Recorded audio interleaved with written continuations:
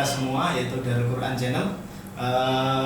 Ini episode yang keempat insya Allah. Yeah. Episode yang keempat setelah kemarin kita mengundang dukun, obrolannya nggak jelas, tapi cukup menghibur.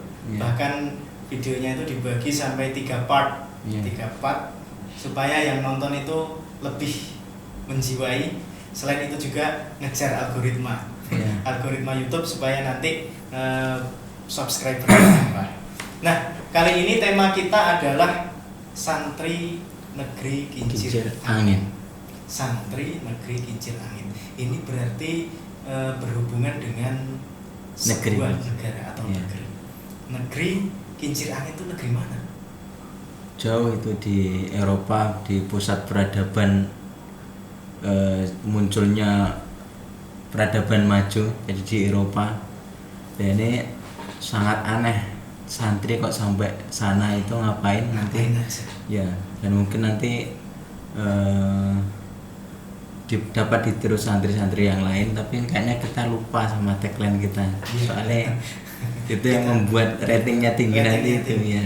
Ngobrol nikmat, ruang marifat, mantap. Ya, ngomong-ngomong masalah negeri kincir angin, bahwa pada zaman dahulu negara kita pernah didatangi oleh mereka dari negeri kincir angin. Jadi kan namanya sejarah itu kan siapa pemenangnya berarti itu yang menulis, artinya tidak semuanya benar. Betul. Tapi saya juga tidak menyalahkan juga. Betul. Ya, karena kok sekarang ada santri-santri, bahkan Indonesia banyak sekali pelajar-pelajar yang mencari di sana, dan nanti akan kita kupas secara tuntas sampai tahu bagaimana sebenarnya perilaku dan keseharian orang-orang Belanda. Apakah benar yang dikatakan oleh buku-buku sejarah itu, apakah mereka bengis terhadap negara kita. Kayak kemarin saya pernah baca-baca sedikit itu, kayak Dendels itu ternyata dia tidak sejahat yang kita kira, ternyata beliau itu juga sebenarnya bayar. Jadi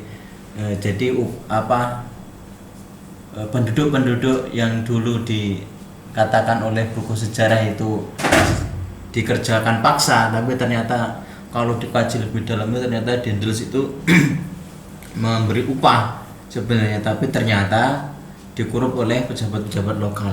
Makanya itu ini untuk Dija juga tidak menyalahkan sejarah, karena memang sejarah itu ditulis oleh pemenang itu, maka ini yang tahu dan langsung terjun ke negara asal itu, yang dulu negara yang dikatakan dalam tanda kutip itu menjajah kita, apakah benar seperti itu perilaku. Dan bahkan mendengar sedikit kabar itu NU juga berkembang pesat di sana. NU juga berkembang. Ya, artinya ya kan, kalau secara sekelas bisa dikatakan negara kincir angin itu memang terbuka untuk warga-warga imigran dan bahkan lintas ideologi. Ya. Seperti apa nanti sebelum kita masuk ke situ, tentunya orang yang tentunya pernah tinggal di sana paling tidak dia bisa lah bahasa sedikit-sedikit nanti. Bahasa ya paling tidak nanti lebih tahu mana bahasa-bahasa yang sekarang familiar di kita, yang ternyata itu diambil atau diadopsi dari sana. Seperti saya pernah mendengar bu itu ternyata berasal dari kata Belanda bu, yang dari kita jembatan, ternyata handuk juga, kacu juga, jangan disebutkan nanti narasumbernya enggak nanti tidak kebagian. Ini sana tadi sudah dibocori tadi. Jadi untungnya gitu ya Mas ya. Kalau misalnya kita taruhlah orang Madura kan bahasanya Madura itu cekek, tapi kita bisa belajar dari orang Madura itu bahwa orang Madura itu dia tidak malu untuk mempelajari bahasa yang dia di tempat yang dia tinggali. Dari Pulau Madura merantau ke Pulau Jawa, merantau ke Pulau Sumatera, mau nggak mau dia harus belajar bahasa Sumatera, bahasa Jawa. Dan di mana-mana pasti orang Madura itu ada. Dan dia mempunyai keunggulan yang tidak kita miliki. Dia bisa bahasa Madura, dia bisa bahasa Jawa. Sementara kita bisanya ya ngomong bahasa Jawa. Nah, ada juga orang Sumatera sekolah di Jawa. Terus dia tidak lupa dengan bahasa asalnya. dia ngomong bisa bahasa Padang, sampai sini dia dapat pengalaman, akhirnya dia bisa bahasa Jawa. Nah seperti itu. Nah itu sedikit istilahnya segi positif yang bisa kita ambil ketika kita mau atau berani untuk tinggal di tempat orang yang kita bahkan bahasanya aja nggak ngerti. Seperti apa? Kita langsung saja kita panggil. Inilah dia, Salwa Ar-Raid. Mas Salwa Ar-Raid. Tepuk tangan ya. Selamat malam Mas Salwa. Selamat malam. Saya mungkin coba ya. Iya, Coba Mas, biar kelihatan. Kalau paling ganteng Iya. sendiri. Saya ini saya. Enggak lah, diminum dulu loh. Wah, mantap ini kopinya. Langsung ditanya aja atau gimana? Atau langsung kita closing? Enggak penting ya. Mas Salwa ini adalah salah satu alumni Darul Quran yang diberikan kesempatan oleh Allah Subhanahu wa taala untuk merasakan bagaimana kehidupan di negeri kincir angin. Nah, seperti apa? Langsung saja nanti kita tanyakan kepada Mas Salwa Ar-Raid. Tapi sebelum kita tanyakan itu, kita mau menanyakan di balik nama Salwa. Salwa itu artinya apa, Mas? Wah. Jadi dari situ ya tanyanya. Tidak ada itu Mas. Kemarin di kisi-kisinya kok nggak ada itu. Enggak di bocorannya enggak ada ya. Nah, itu hebatnya Mas ini itu gitu. Ya, kalau nama ya Salwa memang di Al-Qur'an ada. Kalau lihat terjemahan Al-Qur'an artinya ya mana Salwa itu. Artinya burung. Saya juga nggak tahu itu kenapa saya dikasih nama Salwa gitu. Burung kalau di tafsir di dalam sebuah tafsir itu Salwa itu artinya anugerah. Wah, Bisa Masya Allah. jadi anugerah. Iya. Iya. Tapi yang Nanti Pak Imron tolong dibenarkan ya. Pak Imron yang juga kita tafsir, tolong Pak Imron nanti dikoreksi. tapi untuk nama lain atau yang lain Ar-Raid itu malah ada kisahnya itu. Boleh diceritakan? Boleh diceritakan? Boleh. Oh, Masya Allah. Boleh diceritakan. Ar-Raid itu kalau bapak saya mengartikan itu penjelajah gitu, Mas. Penjelajah. Iya. Wow, pas sekali berarti. Iya, mungkin ada pasnya juga. Doa orang tua Asma ini. Minaryo Jopo. Opo, Mas? Bahwa nama itu mengandung sebuah doa. Masya Allah. Oke. Ya itu, terus ternyata dulu waktu memberikan nama itu bapak saya terinspirasi sama Neil Armstrong. Neil Armstrong. Wah, yang sampai ke bulan itu. Ya gitu. Tapi teman-teman saya ceritakan itu nggak pada percaya. Ya udah, nggak penting juga. Kadang-kadang apa yang kita baca orang-orang di luar tuh nggak ngerti. Taunya alah wong iki paling yo kayak gitu. Padahal dia nggak tahu bahwa sebenarnya di balik nama itu orang tua itu berusaha keras mikir sedina sewengi piye ben anak itu sesuai karo apa sing ditulis kayak gitu. Iya kan? Ya, betul. Silakan Mas Chandra. Mau nama saya aja judek kemarin mau ngasih nama itu. Ya, karena memang jangan sampai besok ketika tua itu, jadi memang nama itu sangat penting sih. Iya, kalau bisa mengandung doa dan mengandung yang baik-baik lah, seperti itu. Oke. Pertanyaannya langsung saja ini. Langsung saja pertanyaannya. Jadi mungkin langsung ceritakan saja kemarin kondisi apa ya pertama kali ke Belanda itu ngapain, terus bagaimana Mas di sana? Oke. Wah, ini sangat global sekali Mas pertanyaannya. Mungkin Ya kita gini Mas. iya, Maksudnya, mungkin ada yang spesifik lebih cerdas gitu pertanyaannya. Nggak ada nggak? misi. Makanya Kalau misi VOC ke sini kan jelas. Iya. Kan ada rempah-rempah, terus kemudian orang Indonesia cek PM, katanya begitu ya. Oke. Silahkan dicek di belakang. Karena saking sopannya orang Indonesia, maka dijajahlah bangsa kita. Apakah Mas Salwa ke sana itu dalam misi Menjajah balik? Benar. Apa sebenarnya hajat sampean ke sana itu? Apakah karena dipaksa orang tua atau karena mungkin visane nganggur timbangannya orang tangguh ning Belanda? Nah, seperti apa ceritanya? Sebenarnya sederhana sih Mas saya ke sana itu. Karena sebelum saya ke sana itu saya menikah. Terus belum sempat enggak sih. Baru 3 hari itu saya sudah ditinggal pergi istri saya balik ke Belanda gitu. Akhirnya dengan sepenuh tenaga menyelesaikan segala urusan, saya akhirnya bisa berangkat ke Belanda. Gitu. Ya sebenarnya inti dari itu saya hanya pengen nemui istri saya sih.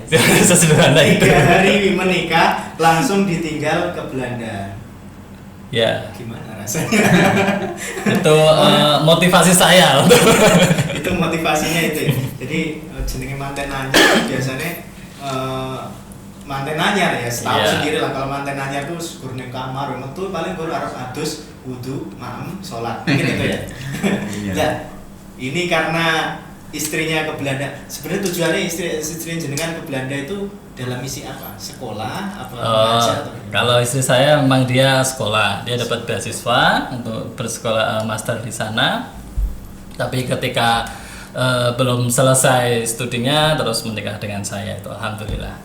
Terus pada akhirnya ada kesempatan saya untuk menyusul istri, ya udah saya nyusul. Bismillah, nama itu Oke. ke Belanda. Hal yang pertama sampean rasakan begitu menginjakkan kaki sampean ke tanah Belanda, bagaimana rasanya? Pak langsung pengen balas dendam gitu. Oh belum mas, balas dendam itu setelah sekian lama di sana baru. Inlander. Iya. Tapi ada sesi di mana saya dada saya bergemuruh karena dendam, benar mas itu. Tapi hal yang pertama saya rasakan ketika menginjakkan kaki di Belanda itu saya kedinginan mas. Kedinginan. Padahal waktu itu musim panas mas. Musim. Saya waduh. Jadi tiap tempat umum waktu itu di bandara, di airport itu semuanya kan di dalam ruangan. Jadi nggak terasa hawa yang di luar itu. Jadi pintunya itu semacam slide, ya, jadi menghalangi angin untuk masuk gitu. Tapi begitu keluar itu langsung kena angin, wes gitu langsung.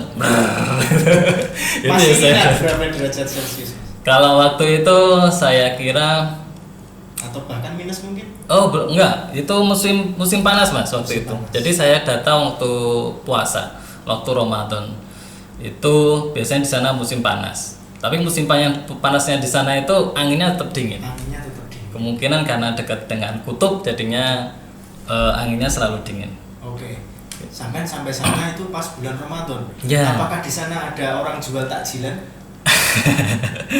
Enggak Sampai ada melakukan mas. stereotip orang Belanda ya. Kalau yang kita tahu dari kakek moyang atau nenek moyang kita bahwa orang Belanda itu sarapannya pakai roti. Roti ya benar Apakah betul. sampai di sana juga berbuka puasa dengan roti? Ya pernah roti. Ya karena di sana banyak pabrik roti ya. Jadi ya memang makanan utamanya roti. Kita sering makan roti biasa. Tapi tetap karena orang Indonesia, karena orang Jawa ya, nasi adalah everything ya. Everything. Iya, nasi adalah segalanya. Tanpa nasi kita belum makan. Itu. Gimana? Dapetin nasi di sana apa ada orang jual nasi kiloan gitu atau jual beras? Ya, beras ada mas di sana. Tapi berasnya mereka impor semuanya. Jadi beras impor itu kebanyakan dari Asia, dari Thailand atau dari Cina gitu. Mereka tidak produksi nasi di sana, nggak ada nasi. Nggak ada sawah berarti sana ya. Sawah ada, cuma mereka lebih prefer ke gandum. Gandum untuk Gandum. Kebanyakan ya, mereka. Gandum itu juga airnya banyak kayak padi itu. Enggak. Setahu saya enggak Kayak jagung sejauh. gitu. Iya, ya cuma tanaman-tanaman gitu. Enggak sampai meluap-meluap kayak padi itu enggak. rotinya nggak manis ya mas? Roti yang Macam-macam mas. Iya, ada yang roti gebuk maling yang panjangnya Oh. segini itu juga ada. Berarti memang makanan pokok ya, memang sana roti itu ya. Mas. Kalau Roti sana sama. kebalik ya. Kalau sana makan nasi, nggak makan roti nggak kenyang ya. Iya benar. Mereka lebih ke roti sama kentang di sana untuk karbohidrat itu. Untuk utama makanan utama. stereotip orang sana kalau melihat orang asing menginjak di negerinya bagaimana? Mungkin sampai di sana ketemu sama Ada Pak rasis, RT-nya ya. di sana gimana sambutannya itu gimana gitu loh. Wah, ini orang Indonesia ini. Indonesian and Inlander and Sampai pas ya, sampai aneh bekas penjajah dulu. tiru aja. Bukan dulu. Mata-mata dulu. Mata-mata kita itu. Mata-mata. Gimana sambutan orang Oke. sana itu gimana? Karena Belanda ini negara maju ya, udah terkenal negara maju, jadi pemikiran penduduknya juga maju mas. Saya salut sama orang sana itu. Jadi di sana tuh udah nggak ada debat terawih ini aku pirang rakaat. Sesuk posone tanggal piro itu enggak ada ya Mas? Ya enggak segencar di sini. Ada tapi cuma enggak segencar di sini. Karena Tetap, pemikiran mereka sudah maju. Iya, masih sudah maju. Jadi karena memang sudah banyak orang internasional masuk ke Belanda, jadi mereka anggap biasa. Anggap biasa. Ya ada Chinese, ada ASEAN kayak kita, Indonesia, Malaysia, lagi banyak student internasionalnya banyak, jadi mereka anggap biasa aja seperti. Tapi kalau pernah menemukan rasisme itu di sana? Rasisme kalau saya sendiri belum pernah mengalami, belum pernah tahu. Tapi ya itu lagi kembali lagi bahwa itu adalah negara maju. Tentunya di negara maju rasisme itu sangat sedikit ya Mas ya. Ya. Pemikirannya sudah maju, sudah enggak debat mikirin yang hal-hal yang sepele seperti yang kita debatkan. Misalnya poso-poso debat tarawihnya berapa rakaat. Nah, gini Mas, di sana kan ya kita langsung masuk ke NU ya. NU itu bahkan ada di mana-mana, ada di Australia, di Jepang, di Korea, di Cina, di manapun. Sampean ke sana langsung ujung-ujung ada NU atau malah sampean yang membawa NU ke sana atau bagaimana? Sejarah NU di Belanda memang sejak tahun berapa ya? Saya lupa. Cuma ketika saya di situ sudah ada, Mas. Jadi ada teman-teman yang sudah ikut nimbrung di PCI NU. Saya lihat kegiatan juga bagus-bagus. Karena apa ya? Orang-orang yang ada di balik PCI NU Belanda ini lebih banyak mahasiswa, akademisi, para peneliti itu. Jadi yang seafiliasi itu ya. Iya, yang seafiliasi itu, terus akhirnya organisasinya kayak hidup gitu. Jadi semuanya walaupun dengan SDM yang terbatas, jumlah orang yang maksudnya terbatas, tapi setiap kegiatan saya rasa kok di sana jalan gitu. Setiap apa itu namanya, badan otonom atau lembaga-lembaga di bawah PCI itu semuanya jalan. Di sana juga berarti ada ya badan otonom kayak Fatayat apa? PCI NU itu kalau rangkum semua. Iya. Kalau Fatayat itu belum lama. Fatayat itu malah se-Eropa. Saya kayaknya saya pulang Fatayat itu baru muncul, baru didirikan. Fatayat se-Eropa gitu. Nanti ada dari Belgia, dari Jerman, dan dari beberapa negara gitu. Cuma kalau yang maksudnya badan otonom itu yang saya maksud yang kayak LPLH, lingkungan hidup, terus apa ya kemarin Lazis itu juga jalan, banyak yang lembaga-lembaga itu yang malah jalan bagus. Cara kultural juga mereka menerapkan yang sudah di sini kayak tahlil, yasin gitu, iya, gitu ya. Bener. Bahkan di tempat saya, di kota saya tinggal itu, kota Wageningen itu, kita ada satu majelis namanya Wageningen. Iya, tulisannya emang Wageningen. Wageningen, bacanya Wageningen gitu. Wageningen. Jadi G di sana dibaca kayak kh. Iya, nanti kalau di Jawa banyak kan bahasa-bahasa Eropa di Jawa Timur. Iya, ya tadi seperti yang disebutkan tadi. Nanti itu kan medoknya, nanti hasilnya gini. Kan udah riset dulu kan. Berarti mobil Volkswagen itu juga dari sana mungkin ya. Mungkin kalau enggak Jerman juga ada kh-nya gitu. Bahasa Jerman. Ini nanti aja. Lanjut dulu Mas yang. Oh ya, saya lanjutkan yang tadi ya. Di kota Wageningen saya tinggal itu kita punya satu majelis namanya Yasin Taklim. Itu kegiatannya biasanya kita lakukan tiap bulan sekali. Itu acaranya kita yasinan, kita tahlilan, terus setelah itu kita ada kajian kitab kuning. Jadi kita ngaturi seorang kiai, ada kiai di Belanda itu. Biasanya pekerjaannya apa di sana kiai itu? Kalau yang kita undang itu Kiai Haji Hashim. Kiai Haji Hashim itu dulu alumni Al-Azhar. Sekarang beliau kerja di KBRI. Bagian apa saya kurang tahu, tapi di KBRI gitu. Ya, beliau itu yang sering kita undang, kita minta untuk ngaji kitab kuning. Antusiasmenya orang PCNU sana ketika ngaji kitab kuning gimana? Apakah kayak di sini ngantuk-ngantuk? Kalau apa ya? Kalau pas acara gitu biasanya kan karena ini rentangnya 1 bulan, tidak tiap hari itu, jadi ini lebih semarak gitu. Lebih semarak. Jadi di samping cuacanya dingin orang. Iya. Jadi karena memang ada khusus tempat untuk memang dia ambil BCN gitu, atau sewa atau memang. Oh, kita pindah-pindah. Oh, jadi siapa yang hari ini mau ngunduh gitu. Oh, kayak di sini. Kayak di sini. Jadi memang tidak ada kantor menetap khusus BCN gitu. Kalau di PCNU Belanda itu punya base camp atau semacam kantor di Masjid Al-Hikmah Den Haag, itu di Den Haag. Itu semua kegiatan atau semua ya administrasi lah itu ada di situ. Cuma karena ini anggotanya atau pengurusnya ada di berbagai kota, jadi ya kadang-kadang aja kita ke kantor gitu. Itu juga perizinannya rumit apa dilindungi oleh KBRI, cukup dilindungi oleh KBRI itu? Kalau karena ini masjid sudah bentuk masjid ya, ini masjidnya Indonesia Mas. Oh gitu ya. Alhamdulillah ini Masjid Al-Hikmah Den Haag itu menurut Indonesia. Sejarahnya itu awalnya gereja tapi terus tidak laku atau gimana, terus dijual, ada orang Indonesia yang beli, yang mampu beli gitu, akhirnya bisa kebeli, terus didirikanlah masjid dinamakan Al-Hikmah. Di situ ada beberapa, mungkin ada ruang-ruangan, terus salah satu ruang digunakan untuk kantor itu, jadi include di dalam masjid itu ya, seperti itu.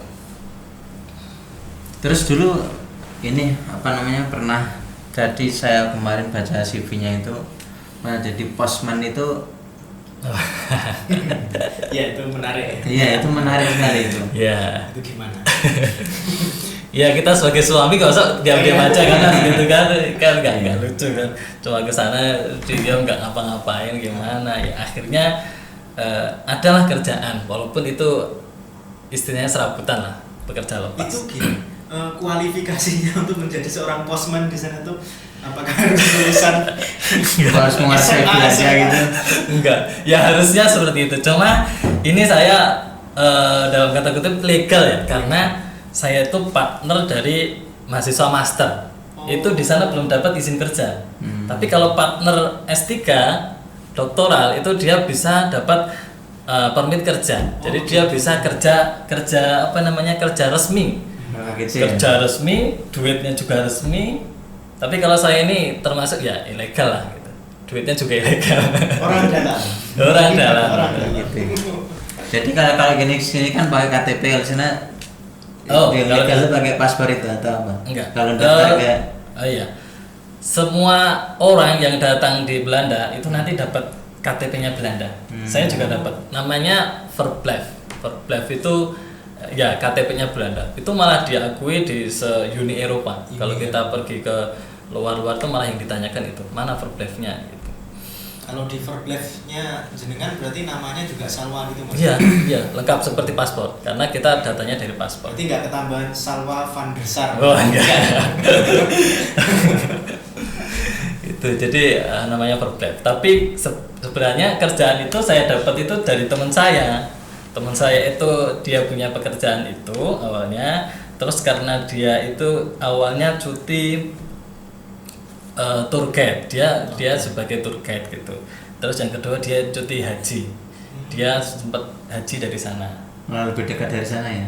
Lebih dekat dari sana, terus lebih murah. Kayaknya lebih murah nggak ya? Saya lupa biayanya. Yang jelas lebih cepat. Sekarang daftar langsung berangkat bisa. Mau enak itu.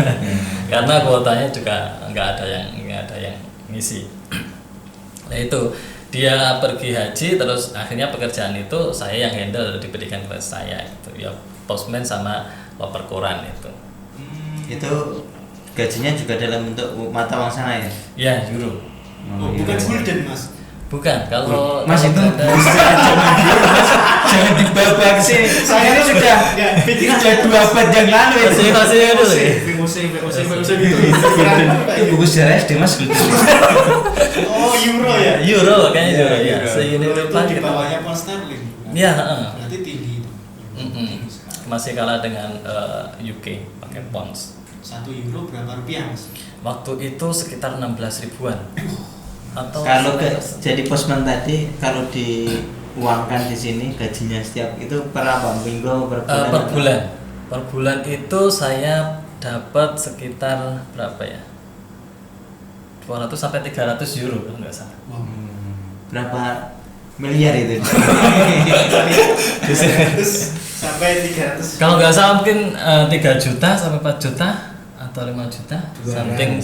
200. Tapi kalau sana kebutuhan sehari-hari, dengan tidak ngirit banget juga tidak bersifat orang normal lah.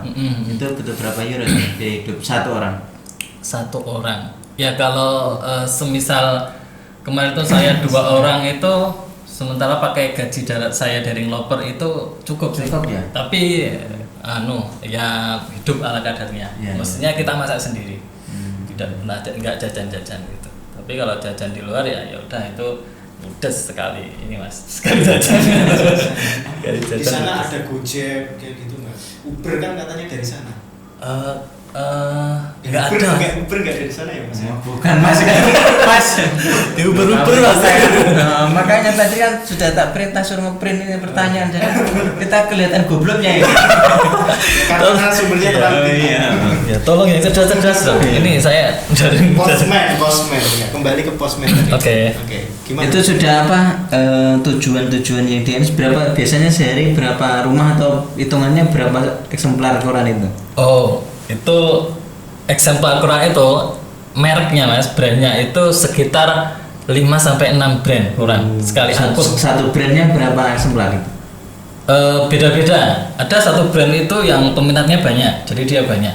Ada yang sedikit, ada yang cuma 1, ada 2. Tapi kita sekali angkut itu kita bawa minimal 6 brand lah, 6 brand koran. Ya, kalau di sini ada KR, ada Koran, ada Tribun, ada macam-macam itu sekali angkut. Pakai sepeda sana ya? Pakai sepeda. Oh, mantap. Ya. Itulah. Terjauh berapa kilo? Terjauh 10 kilo Mas. Kalau nggak salah 10 kilo waktu itu. Sehat ya Mas ya. Jadi Sehat. sehari itu ya? Berapa jam kerja kira? Kalau jam-jamnya biasanya saya berangkat itu jam 4 pagi. Karena itu pagi. Jam 4 pagi itu jam 4 pagi. berlasan berarti? Nggak datang Mas. Jam 4 pagi itu ketika musim panas itu saya bisa berangkat saya lupa. Oh, saya bisa sholat di kamar, bisa sholat di tempat tinggal saya. Tapi semakin kesini, saya bisa sholat subuh itu ketika sudah sampai di rumah lagi. Jadi memang waktunya bisa bergulir seperti berubah-ubah gitu, berubah-ubah. Jadi memang kadang sana jam 4 udah terang atau masih gelap banget ya berarti? Iya benar. Kadang jam 4 itu masih gelap, kadang subuh jam 6 panas, jam 6 itu baru subuh Mas. Tapi itu juga masih gelap itu? Juga masih gelap ya, masih gelap. Tapi sana hitungan kerjanya itu pakai jam itu? Pakai jam itu atau memang matahari itu? Pakai jam ini tetap jam. Berarti walaupun jam 6 pagi itu mereka juga bekerja ya? Iya benar. Jadi kalau resmi mungkin jam 8 sampai jam 4 sore. Misalnya itu jam kerjanya 8 sampai jam 4 ya rata-rata? Ya rata-rata jam segitu. Ya 8 jam kerja lah gitu. Tapi kalau ada yang di bidang lain juga sip-sipan, ada yang malam ada, tapi rata-rata juga 8 jam gitu. Pernah kalau cerita istri saya itu dia pernah dapat jam kuliah itu mungkin kalau di sini jam ke 0 gitu loh. Subuh-subuh Mas, sebelum subuh malah dia berangkat gitu. Setelah dosennya juga udah berangkat itu? Juga sudah berangkat. Dan nggak telat ya kalau sini enggak, ya mereka strict banget Mas, masalah waktu mereka strict jam 4. Itu rata-rata masyarakat sana memang semuanya tertib gitu ya dalam segala hal. Iya, lagi bahwa di sana negara maju, pikirannya juga maju. Iya. Oke. Itu ini loh yang perlu dicontoh itu. Ini yang bagus. Mas, ini kita ini Kedisiplinan pemikiran kita, jangan suka berdebat. Cobalah kita cari jalan tengahnya dengan cara bermusyawarah. Jadikanlah musuh itu sebagai sahabat, jangan dijadikan sebagai saingan. Kalau dijadikan saingan, ambok ngantek remuk, ya tetap jadi musuhmu gitu ya Mas. Iya, benar. Justru ke depan ini narasumbernya. Iya. Saya kalau dengar Belanda ini Mas. Ini ya, kembali lagi ke postman tadi, sampean nyebar ke koran itu dilempar-lempar kayak di film-film. Saya kan ngertinya kayak dilempar-lempar film. Misalnya KR, kalau di sana mungkin Fan KR, iya. Fan Solo Pos, atau Fan Republika. Gimana sampean di sana? Tribun Jatim. paling ora lagu. Gimana bahasanya gimana Mas? Iya. Awal saya dikasih kerjaan itu kira kayak gitu juga Mas, tinggal lempar-lempar kayak di film-film itu. Ternyata enggak Mas, ada aturannya, bener ada aturannya. Jadi di sana itu tiap pintu rumah itu dia pasti punya kotak surat. Karena surat di sana itu masih sangat populer, masih dipakai lah gitu. Jadi kantor pos di sana itu hidup, nggak kayak di sini. Di sini kantor pos lah sudah ngik-ngik. Bathing setir jadi kurir itu paket-paket itu. Orang korannya sekarang Mas ini tolong didit itu ya. berita hoax sekarang gampang nyebar karena memang koran sudah tidak diminati. Akhirnya orang baca berita itu yang online namanya misalnya apa gitu, misalnya buletin apa gitu. Itu sana memang minat bacanya juga. Bacanya tinggi berarti. minat baca, terus pos itu masih diminati. Jadi masih hidup. Jadi lumrah kalau tiap rumah itu dia pasti punya kotak surat gitu. Jadi teman saya yang ngasih saya kerjaan ini, dia bilang ini koran ini atau surat ini harus masuk di kotak surat gitu, kotak surat. Kalau pas hujan dia harus benar-benar masuk karena dia semacam pintu kayak gini toh. Kadang kalau kita pengen cepat-cepat cuma kita selipkan kayak gini, dia masih separuhnya di luar. Kalau hujan ini basah, bisa dapat komplain. Jadi, nanti dikomplain ditegur perusahaannya nanti ya. Jadi dari customer gitu, dikomplain ke perusahaan, baru perusahaan nulis di kertas kita. Gitu. Itu dapat pengurangan. Kalau satu koran itu berapa euro itu harganya? Rata-rata itu?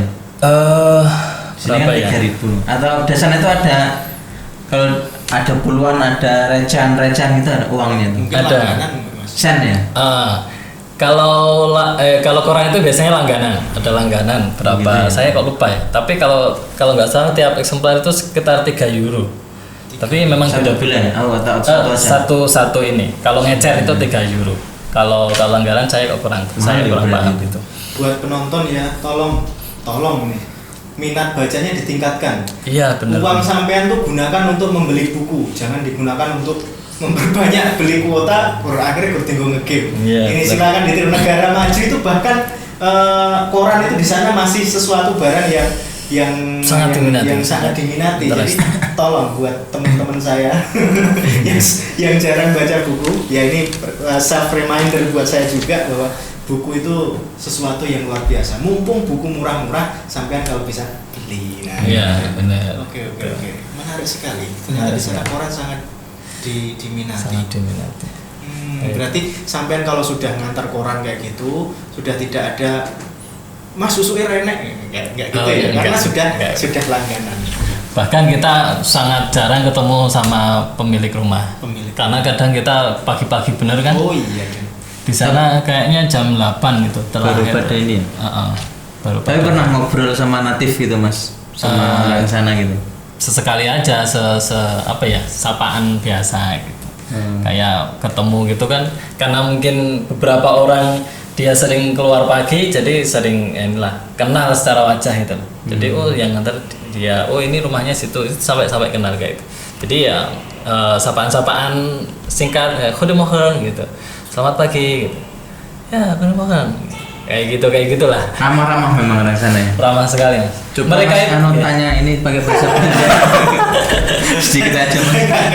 Saya nggak ngerti bahasa Belanda, tapi saya pernah bikin pamflet itu dalam bahasa Belanda, tapi gunanya pakai bahasa Google Translate itu. Google Translate. Itu buat apa? Saya kasih VOC formalik medwerker, artinya mantan karyawan VOC. Jadi buat jualan UMKM lah istilahnya. Pakai bahasa nyoba aja Mas. Karena saya tertarik. Jadi kalau di bahasa Belanda kemudian saya bandingkan ke bahasa Jerman, itu kok kayaknya agak sama. Terus pernah saya dengar Gus Dur itu pernah bilang mereka menyebut orang Belanda itu Dutchman. Dutchman. Sebenarnya Dutchman itu nama bahasa atau nama sebuah bangsa, nation. Dutch. Saya kurang paham lebih lanjut itu, tapi kita sering ngomong ngomongin orang lokal itu dengan istilah orang-orang Dutch gitu. Dutch. Mungkin suku bangsa atau gimana ya kalau saya. Bahasanya sama dengan Jerman. Ya itu hampir lebih ada kemiripan lah Mas. Ada kemiripan. Saya pernah ini kok, ada kemiripan juga. Cuma saya nggak tahu sama sekali Jerman. Terus ini orang-orang Belanda itu pernah nggak jenengan tanya atau sama natif sana kalau mereka itu pernah ingat nggak kalau atau nenek moyangnya dulu kalau jajah sini tuh mereka itu tahu atau enggak gitu loh, merasa berdosa atau enggak gitu. Sekali Indonesia. Iya, betul sekali.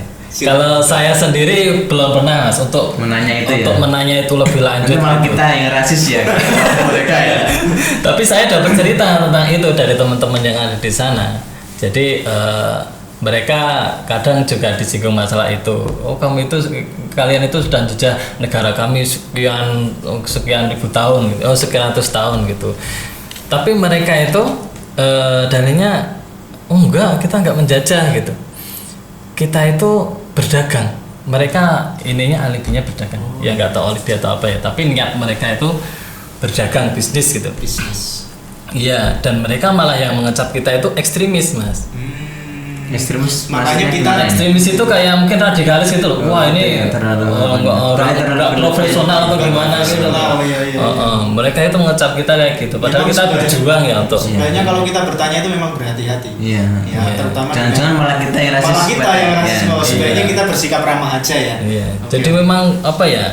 Mungkin pandangannya memang berbeda. Kita itu menganggap mereka penjajah, tapi malah mereka malah juga kebalikan. Makanya itu ya. Mereka berbisnis, mereka berdagang. Wah, ini orang lokal malah ekstremis ini. Mungkin seperti itu juga pandangan mereka. Ya kalau boleh saya katakan mungkin itu oknum Mas ya. Ada oknum orang-orang Belanda yang ingin mendirikan sebuah perusahaan yang tidak ada tandingannya pada waktu itu. Yang sini belum siap menangkap pemikiran mereka. Jadi dianggap jahat itu kan. Apakah dikatakan jahat ketika singa menerkam seekor kelinci? Betul sekali. Ya kan seperti itu. Jadi seperti itu. Jadi memang kalau menurut saya memandang secara itu kita harus objektif. Jadi tidak objektif dan berdasarkan data. Iya. Jadi Oke. Kayak apa? VOC itu kan zaman dulu kan tidak ada perusahaan yang mampu menandingi kedikdayaan VOC pada waktu. Benar ya Mas. Ya. Jadi kita ngajinya, belajarnya baru sampai A, mereka sudah sampai Z. Jadi kita, waduh, yo angel nututi ya, angel banget. Kita gremet. Bahkan sampai sekarang kita masih debat teramai, debat terus apa itu debat ke apakah tahlilan itu gimana? Gak maju-maju Mas ya? Orang maju. Karena kita memang pemikirannya belum sampai sejauh itu. Terus apakah di sana itu juga ada? Ya sini kan NU, apakah ada Muhammadiyah atau gitu? Ada, tetap ada Mas. Jadi golongan-golongan di sana itu tetap ada. Jadi bahkan yang di lingkup mahasiswa sendiri itu juga ada pengajian lain dari kelompok lain gitu ada. Dan ya dari Minhum lah kita katakan Minhum gitu. Kita punya jamiah sendiri, mereka punya jamiah sendiri. Tapi karena mungkin pemikirannya sudah sama-sama maju sama dewasa, jadi ya tetap tidak seperti sini kan langsung gentok-gentokan. Kalau sana walaupun sama mahasiswa sama-sama Indonesia mungkin gimana sana? Tapi beda afiliasi gitu. Enggak begitu kelihatan sih Mas. Jadi memang ada ya saya katakan 2 pengajian lah di kota saya tinggal itu. Cuma ketika kita berinteraksi itu nggak ada intrik-intrik kayak gitu, nggak kelihatan. Jadi ya udah jalan sendiri-sendiri apa yang dianut gitu. Lagian kita kan semuanya kayaknya nuju ke satu masjid di kota kita gitu loh. Kota kita itu ada masjid satu, dia punyanya komunitas Maroko. Kalau nggak Maroko saya kok lupa ya. Maroko atau Turki gitu. Berarti nggak ada orang Indonesia yang sholat di sana? Oh, macam-macam. Kalau pas kalau pas Jumatan itu semacam-macam dari Yaman, dari Indonesia gitu. Tapi Indonesia memang di situ terlihat sekali karena kita juga aktif di masjid itu. Kita diminta aktif juga. Nah, di masjid itu kalau saya dengar mereka lebih ke Hanafiyah. Jadi memang menyesuaikan iklim juga. Iya. Terus jadi teman-teman yang saklek di Safiyah mereka juga agak ya gimana gitu kelewatan ya gitu. Jadi ya di situ kadang ya perlu pemakluman gitu. Jadi, negara di sana begitu majunya, begitu terbukanya untuk bangsa lain, sementara kita bangsa Indonesia masih menganggap bahwa ketika orang Belanda datang sini penjajah. Ini sesuatu hal yang sangat disayangkan. Bahkan kalau ada orang yang matanya sipit, wah Cina, ada penjajah, ada ini kapitalis dan sebagainya. Ini mengejat ya langsung. Berarti ini sesuatu yang harus kita hilangkan di negara ini supaya kita bisa menjadi negara maju seperti negara-negara. Ya. Mungkin sebagai penutup, ini kan sebagian yang nonton ini santri-santri. Jadi mungkin ada pesan dari Mas Salwa, dari mungkin pengalaman dari teman-teman yang ada di Belanda sana, yang kuliah atau gimana, yang dari sana itu bisa sampai ke sana itu apa trik-triknya biar maksudnya nanti biar bisa jadi masukan untuk santri-santri. Santri-santri itu nggak jadi TKI atau gitu loh. Jadi biar sana tuh alasannya tuh studi atau apa. Silakan sampai kasih wejangan motivasi. Wah, sebenarnya yang harus ngasih itu yang studi di sana, benar-benar studi di sana. Tapi ya saya berbagi informasi aja. Jadi saya ketemu teman, ketemu sama-sama ini sama satu jamiah NU itu. Dan saya ketika melihat teman-teman ini, mereka itu bukan seorang yang jenius, yang pintar sekali, itu enggak. Jadi kebanyakan mereka itu orang yang pengen, mau. Ketika mau kan ada jalannya. Lah itu. Jadi apapun itu ya penting pengen dulu. Jadi kalau mau belajar ataupun sampai ke sana, jadi santri mendunia, jenius gitu ya? Enggak harus jenius, Mas. Jadi dari sekian teman atau orang yang saya temui di sana itu bukan termasuk orang yang jenius-jenius. Saya kira saya ini ya, bukan orang-orang yang pintar banget, jenius banget, enggak. Mereka bersungguh-sungguh untuk sampai di situ, okay. Jadi sebenarnya banyak jalan menuju ke sana. Banyak jalan menuju ke Belanda. Iya, salah satunya dari studi itu, dan penyedia beasiswa studi itu saya kira sangat banyak sekali. Oke. Di dalam CV jenengan tuh kalau di sini tertulis tim inti Majelis Yasin dan Taklim Wageningen. Oh iya. Wageningen. Ini pertama saya baca ini Wageningen, berarti Wage Senin. Saya baca seperti itu, ternyata tidak. Ya maklum, kita orang Indonesia dan kita sama sekali belum pernah keluar negeri. Ya sekiranya mungkin itu ya Mas Chandra, Mas Salwa yang bisa banyak sekali ilmu-ilmu malam ini. Tolong ini ditonton, jadikan ini sebuah motivasi, genggamlah mimpi Anda. Meskipun mimpi itu sepanas bara api, kalau bisa digenggam, mimpi itu suci. Insyaallah kita genggam terus. Siapa tahu nanti. Jadi tidak harus cerdas, harus jenius, yang penting mimpi itu tadi. Mimpi itu punya kemauan yang kuat. Yang kuat. Siapa tahu nanti bejo kayak Mas Salwa bisa kemudian. Kan kita nggak ngerti. Sampean di sini mungkin kayak Mas Afif, rewang-rewang pondok. Siapa tahu nanti Mas Afif bisa berada di Tiongkok, kan kita nggak ngerti. Bisa juga nanti ke Timor Leste. Kan yang penting luar negeri. Ya, jadi genggamlah mimpi kalian. Tonton video ini, like kalau sampean suka. Jangan lupa nyalakan lonceng untuk mendapatkan pemberitahuan nanti. Semakin episodenya semakin tinggi, insya Allah narasumber yang akan kita undang juga semakin menarik. Dan kita juga semakin cerdas. Kita juga semakin cerdas karena narasumbernya cerdas. Insya Allah. Kiranya demikian. Sekali lagi jangan lupa diklik subscribe, kemudian dikomentari videonya. Mungkin nanti akan ada sesi Q&A yang insya Allah nanti akan dijawab oleh pakarnya. Dan kita di sini mohon undur diri. Apabila ada kurang dan lebihnya kami mohon maaf.